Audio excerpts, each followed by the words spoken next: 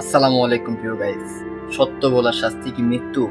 আমরা কোন দেশে বাস করি যেখানে সত্য বললে মানুষকে মরতে হয়? দেখেন ভাই, খবরটা যখন আসে হাদি মারা গিয়েছে, কবরও হয়ে গিয়েছে। খবরটা আসে কাজী নজরুল ইসলামের কবরের ঠিক পাশেই তাকে কবর দেওয়া হয়েছে। কিন্তু ভাই, সেই কবরের পাশে তো আর আমি আপনি থাকবো না, কারণ লাশটা মাটিতে চলে গিয়েছে। কিন্তু আমাদের প্রশ্নগুলো তো মাটিতে যায় নাই, আমাদের প্রশ্নগুলো তো আমরা করতে পারি, তাই না? ভাই, একটা কথা কেউ আমাকে বুঝান, এই দেশে সেনাবাহিনী আছে, পুলিশ আছে, বিজিবি আছে, প্রশাসন আছে, তাহলে বলেন তো একটা মানুষকে দিনের আলোয় মেরে আরেক দেশে চলে যাওয়া এত সহজ হয় কিভাবে?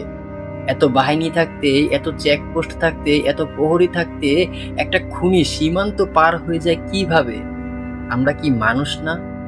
আমাদের জীবন কি এত সস্তা? আমাদের নিরাপত্তা কি নাই? ভাই, সত্য কথা বলি, আজকে যদি আমি মরে যাই, কালকে আমার বিচার হবে না। আমাকে যদি গুম করে দেয়, আপনি কি বলতে পারবেন আইন আছে, বিচার হবে? না ভাই, আমরা সবাই জানি এখানে সাধারণ মানুষের কোনো নিরাপত্তাই নাই। আমরা বেঁচে আছি শুধু আল্লাহর ভরসায়, আইনের কোনো ভরসাই নাই। একটা নির্দোষ মানুষ, কোনো দোষ নাই, চুরি করে নাই, খুন করে নাই, তার একটাই অপরাধ, সে সত্য কথা বলেছে। ভাই, সত্য কথা বলা কি আজ অপরাধ? সত্য বললে কি মেরে ফেলতে হবে? তাহলে আমরা ছোটবেলা বইয়ে পড়তাম, যাহা বলিব সত্য বলিব, মিথ্যা বলিব না।